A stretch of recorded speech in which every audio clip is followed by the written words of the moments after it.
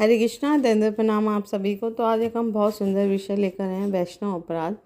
तो वैष्णव अपराध के बारे में हम जानेंगे। और अगर हम भक्ति में तीव्रता से प्रगति करना चाहते हैं तो हम 10 नाम अपराध से बचकर रहना चाहिए, जिसे हम रोज़ पढ़ते हैं जब जप करने से पहले। और 6 वैष्णव अपराध है, उससे भी बचना चाहिए।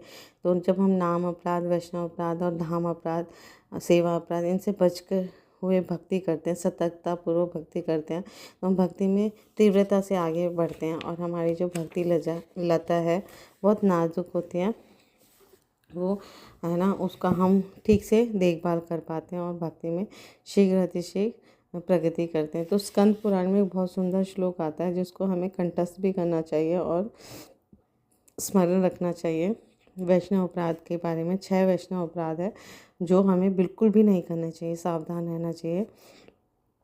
हन्ति निन्दन्ति वैद्वेष्टि, वैष्णवाना अभिनन्दति, कृत्ते याति नो हर्ष, दर्शना पत्नानि सत्।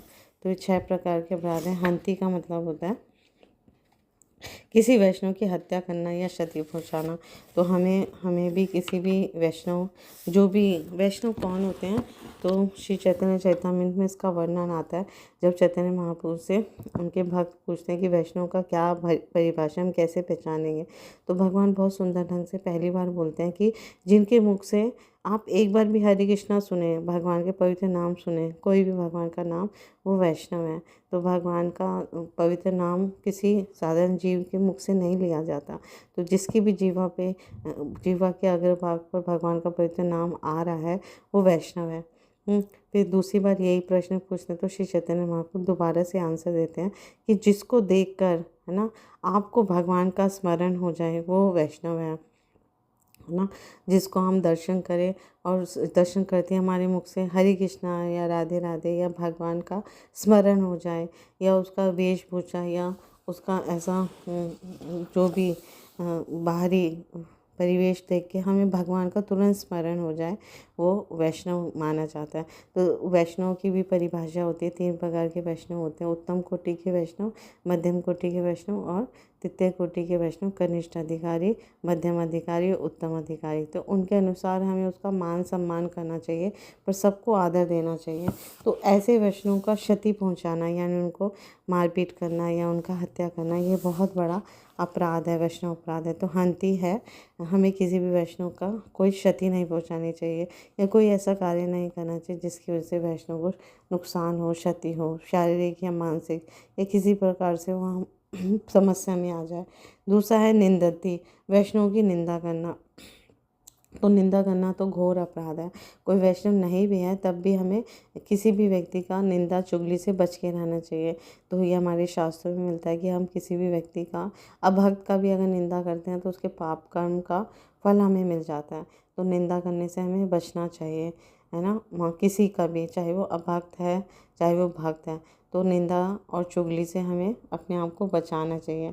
थर्ड है वैद्वेष्टि, वैष्णव से ईर्ष्या करना। तो ईर्ष्या जो है वो हमारा अनर्थों में सबसे बुरा अनर्थ है।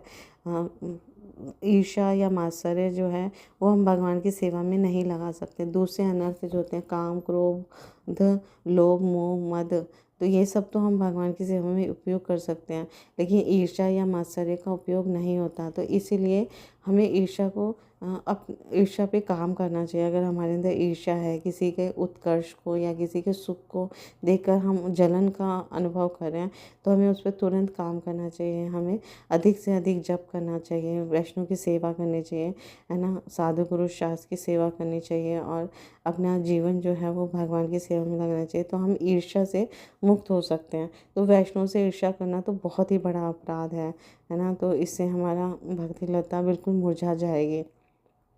तो नहीं करना चाहिए हमें ईर्ष्या। चौथा है, फोर्थ, वैष्णवानाम अभिनंदति, वैष्णव को देखकर उनका अभिनंदन न करना। तो वैष्णव जो होते हैं वो इतने कल्याणकारी होते हैं, इतने दयालु होते हैं, इतने कृपालु होते हैं और भगवान के सबसे प्रिय होते हैं।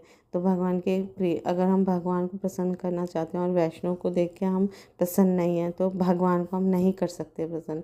तो भगवान को प्रसन्न करने का सबसे सुंदर तरीका और सबसे शॉर्टकट तरीका है कि उनके शुद्ध भक्तों का हम सेवा करें। तो जितना अधिक हम सेवा करेंगे, शुश्रूषा करेंगे, उनसे श्रवण करेंगे, दीनहीन बनकर उनके समक्ष रहेंगे तो भगवान को हम प्रसन्न कर पाएंगे और भक्ति में तीव्रता से प्रगति करेंगे। क्योंकि वैष्णव को देखने से भी हम बहुत प्योर होते हैं, हम बहुत शुद्ध बनते हैं, क्योंकि उनका दृष्टिपात से ही हमारे सारे पाप खत्म हो जाते हैं और वो चलते फिरते तीर्थ होते हैं। वैष्णव जो होते हैं चलता फिरता तीर्थ होते हैं। तो अगर कोई व्यक्ति तीर्थों पे नहीं जा सकता लेकिन वैष्णव का अभिनंदन करता है, स्वागत सत्कार करता है, तो उसको पूरा लाभ मिलता है, पूरा पुण्य मिलता है और भगवान को वो सीधे प्रसन्न कर सकता है ना। क्योंकि उनकी दृष्टि मात्र में वो शक्ति होती है, दृष्टि जिस पर भी पड़ती है वैष्णव की वो शुद्ध हो जाता है ना। और इसलिए हमें वैष्णव का दर्शन करने के लिए लालायित होना चाहिए, है ना, तुरंत भागना चाहिए और जैसे ही हम दर्शन करें तुरंत प्रणाम करना चाहिए। और किसी वजह से हम किसी ऐसे समाज में हैं जहाँ पे हम प्रणाम साक्षात दंडवत नहीं कर पा रहे तो मन से प्रणाम करना चाहिए, मुख से बोलना चाहिए हरे कृष्णा, है ना। तो फिफ्थ है क्रुद्धते, वैष्णव पर क्रोध करना। तो क्रोध को हमें बहुत नियंत्रण में लाना चाहिए, क्योंकि काम, क्रोध और लोभ जो तीन हैं ये नरक के द्वार हैं। भगवद गीता में भगवान कहते हैं तो हमें नरक की ओर धकेलते हैं। तो इससे व्यक्तियों को पता ही नहीं होता कि जितना वो क्रोध कर रहा है या किसी व्यक्ति पे क्रोधित हो रहा है उससे वो सबसे ज़्यादा नुकसान स्वयं का करता है। क्योंकि क्रोधित व्यक्ति सबसे पहले अपने आप को जलाता है, अंदर ही अंदर खोखला होता चला जाता है, तो उससे नुकसान उसका ही है। और अगर हम वैष्णव पे क्रोध करेंगे तो उसका भारी नुकसान है, उसका भक्ति लता तुरंत खत्म हो जाएगी। क्योंकि भगवान ऐसे वैष्णव को कभी क्षमा नहीं करते। ऐसे भक्तों जो दूसरे वैष्णव पर या दूसरे भक्तों पर क्रोध करता है, अनायासी क्रोध करता है। सिक्स्थ है याति नो हर्ष दर्शन, वैष्णव को देखकर हर्षित ना होना। तो हमें कैसे भी भक्त मिले हमें देख के प्रसन्नता प्रकट करनी चाहिए और उसका उचित मात्रा में स्वागत सत्कार करना चाहिए। जिसके वो अधिकारी हैं, कनिष्ठ अधिकारी हैं, तो उसका उस तरह से उचित मान सम्मान देना चाहिए। मध्यम अधिकारी है तो दंड प्रणाम करना चाहिए। उत्तम अधिकारी है तो उनकी पूर्ण रूप से जितना सामर्थ्य है उतना सेवा करना चाहिए, है ना। तो हम जानते हैं कि अलग अलग तरह के भक्त होते हैं, पर वैष्णव को, किसी भी वैष्णव को हम देखें तुरंत हमें हर्ष का व्यक्त करना चाहिए, प्रसन्न होना चाहिए और उनका स्वागत करना चाहिए। तो इन वैष्णव अपराध या उनके परिणाम जो हैं वो शास्त्रों में दिए गए हैं। तो हम बहुत सारे उदाहरण दे गए हैं, बहुत सारे, है ना, प्रसंग आते हैं भागवतों में जहाँ पर ये अपराध किसी के द्वारा हो गए हैं तो उनसे उनका क्या हानि हुई है। तो हम भागवतम पढ़ेंगे, है ना, और भी अनेक ग्रंथ में इनका विस्तार पूर्वक वर्णन आया है कि कैसे जाने अनजाने किसी का ये वैष्णव अपराध कर दिया तो उसको क्या हानि हुई है। तो हमें अपने जीवन में इन कथा के माध्यम से, भागवतम के माध्यम से सीखना है, समझना है कि हम वैष्णव अपराध के प्रति बहुत सतर्क रहे। क्योंकि हमारा जो ये भक्ति लता है बहुत ही नाजुक है, सॉफ्ट है, कोमल है।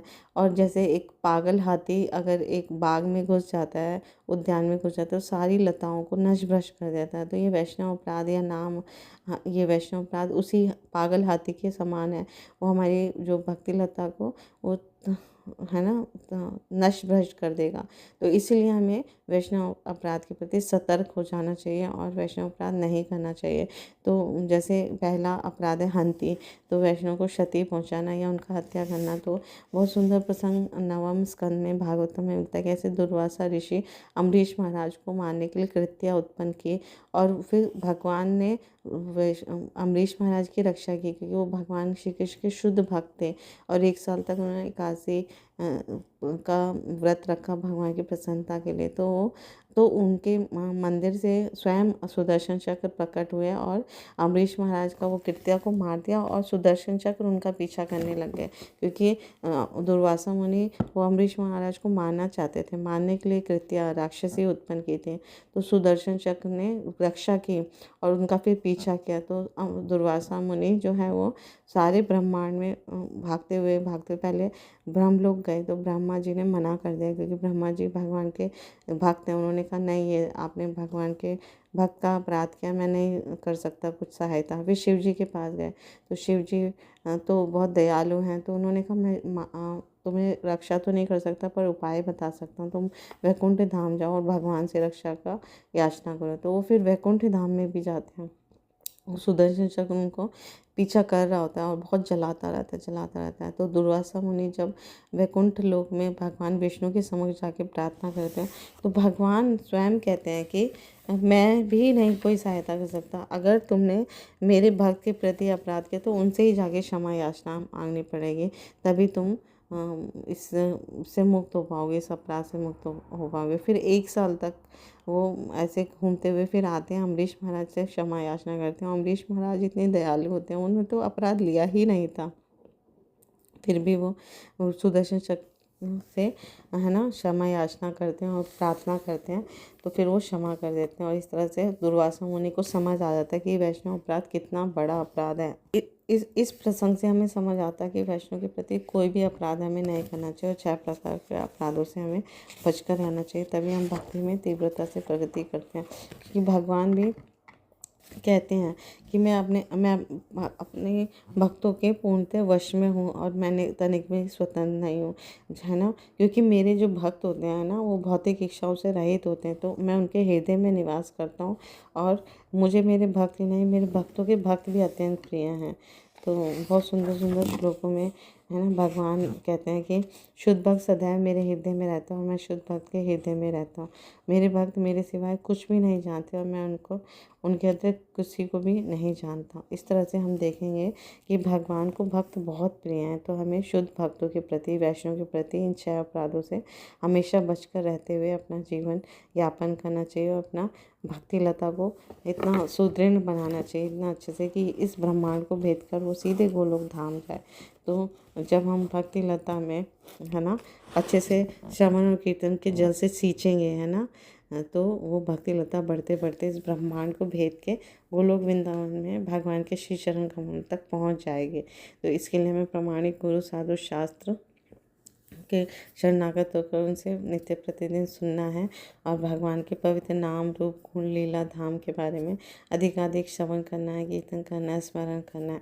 तो जितना अधिक हम गाते हैं हरे कृष्णा कृष्णा कृष्णा हरे हरे, हरे राम राम राम हरे हरे, उतना तीव्रता से हमारी ये भक्ति लता बढ़ती है और वैष्णव अपराधों से हमें बचकर रहना है और भगवान के पवित्र नामों का हमेशा संग करना है। Thank you so much Guru Maharaj.